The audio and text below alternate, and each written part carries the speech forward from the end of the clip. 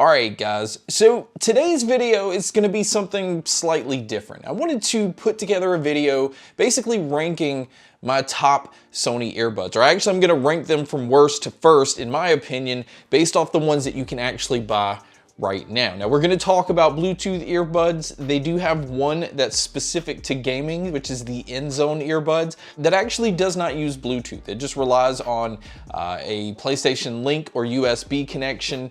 So I am going to leave that one off the list. Now these are all earbuds that I've covered on the channel, but this video is not going to be full-on reviews for each of these. Again, it's just going to be the bullet points on why I'm ranking them the way that I'm ranking them. And I'm gonna go ahead and start with number 6. This is my least favorite earbud out of the Sony lineup, and that is the Sony Link Buds. And for a number of reasons, I'm not a huge fan of these. One, the price coming in at $178, I think is way too high for the quality of the sound that you're getting out of these. Now it is meant to be an open design earbud. In fact, it has an open ring design, which allows you to listen to music and be completely aware of your surroundings. Now this normally would be a huge plus, but this ring design definitely affects the sound quality.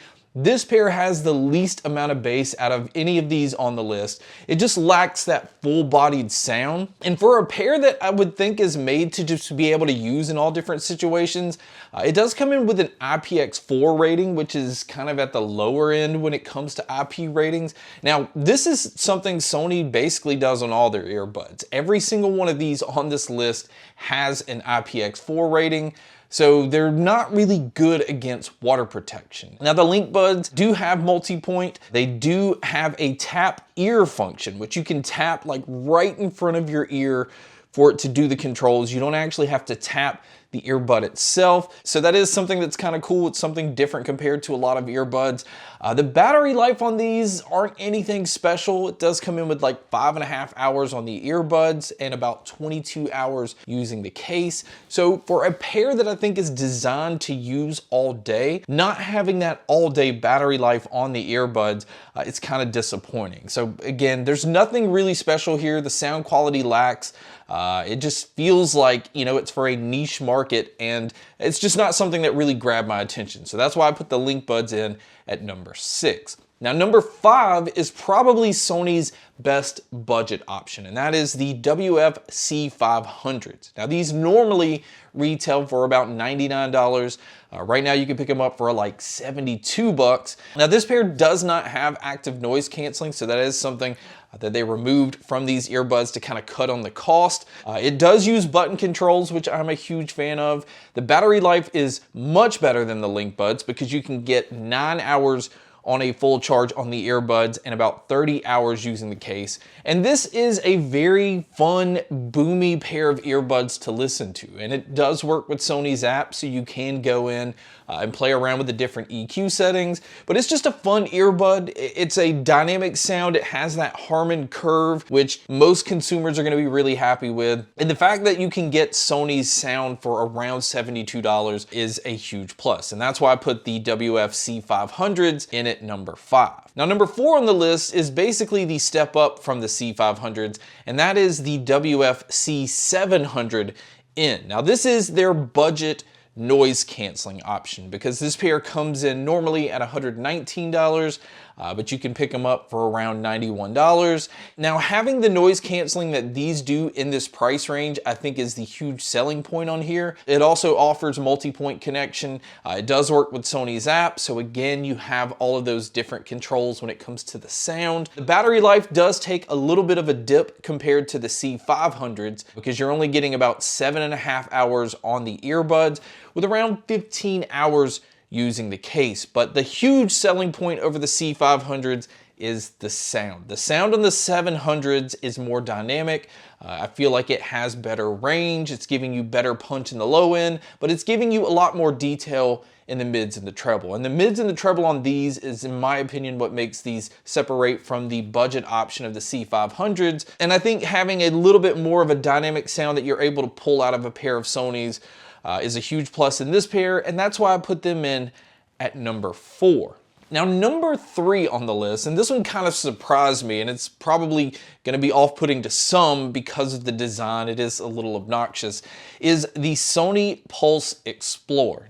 Now, this pair does come in at $199, so it is not cheap, especially for a pair that does not offer noise canceling. It is just simply a pair that's focused on being a gaming earbud, but also being a regular, just consumer Bluetooth type of earbud as well. But what's different is the planar drivers. And this is what's giving this pair a different sound compared to all of the other Sony earbuds on the list. And it's a sound that I like. It focuses a lot on the mid-range.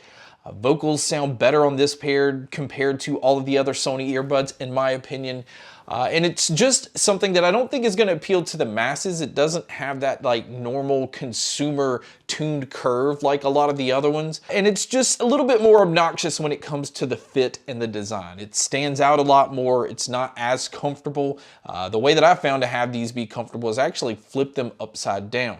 So, you know, to get the best fit, I'm actually wearing them in a way that they're not intended to be used. So it's a little weird, and the battery life's not that great. The 5 hours on a full charge on the earbud is definitely low, and only getting 15 hours total with the case is not anything special either. So the huge selling point for me on this pair is the flexibility to use them with that USB dongle and as a Bluetooth pair of earbuds.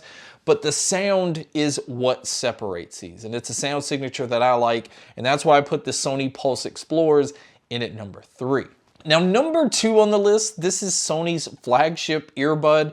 This is going to be the one that most people would pick as their number 1 pair, and that is the Sony WF-1000X M5s. This is the most expensive pair on the list, coming in at $298. It does have some of the best noise canceling you're going to find on any pair of earbuds. And the only competitor, in my opinion, is the Bose lineup of earbuds. And I do think that the Bose Quiet Comfort 2s and the Bose Ultra have better noise canceling than the XM5s, and you can usually get those about the same price. The huge downfall to this pair, in my opinion, is the fit, and the ear tips that they've included is basically kind of like this hybrid foam silicone type of ear tip. Now, it is better than the ear tips that they've included with the XM4s, but I never just really got a great fit out of these. And not only does that affect the noise canceling on this pair, it also affected the sound quality. I just felt like the sound quality lacked on this pair unless I just went out and found a different pair of ear tips. I am one that prefers silicone ear tips. It's just, you know, something that lends itself as a better fit for me, and I usually get better sound out of silicone ear tips. And I think for a $300 pair of earbuds, it would be nice to not only have foam ear tips, but also have silicone options as well. Now, this pair does have multi-point. It does work with Sony's app. There is a lot of different features in here. You get the 360 audio, you get the adaptive sound and noise canceling where it kind of just adjusts around you. It is the best of the best when it comes to features for Sony earbuds, but it just lacks where it's the most important, in my opinion, and that's the sound quality. I mean, battery life on here is pretty decent. You can get about 8 hours on the earbuds on a full charge with about 24 hours using the case. It is using Sony's newest V2 chip. Again, it's pretty powerful. It's very feature rich, and they are throwing everything at it. I mean, it's definitely their flagship model, but I think it just misses because of the fit and the overall sound quality. Again, I just think there are better options in their lineup, but there's no denying all of the things that you do get with this pair, and that's why I put the WF-1000X M5s in at number 2.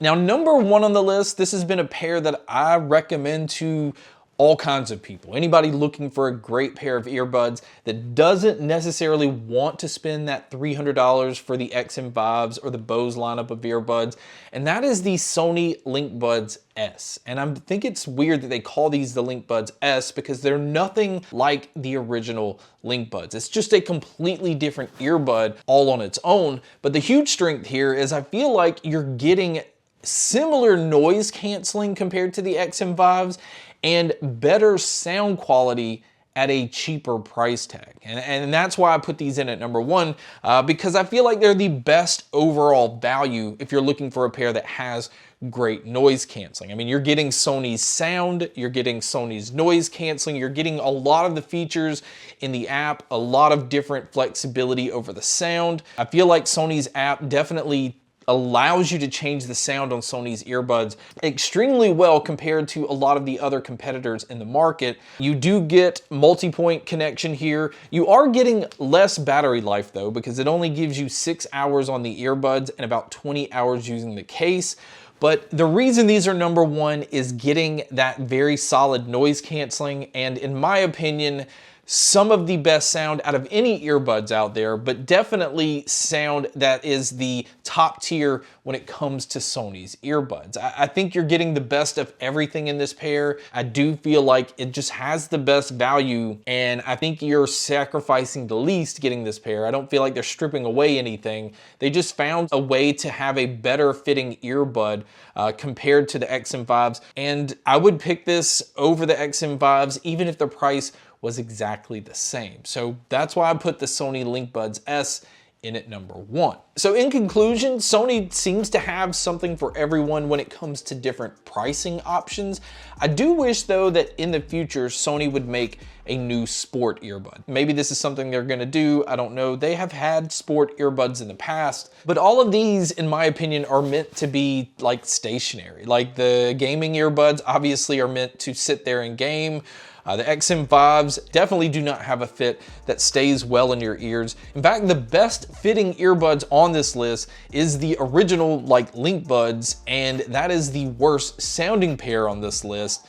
And there's no way to isolate things around you. So it's not a pair that you would want to use in the gym because you really wouldn't be able to hear your music. So, you know, again, that is my recommendation. I hope that Sony makes a sport earbud, but out of the 6 that are available right now, this is where I would rank each of these. And so I just wanted to do a video just to touch on them real quick. So thank you guys so much for checking out this video. Thank you so much for checking out all the other videos. And as always, make sure to stay tuned for more.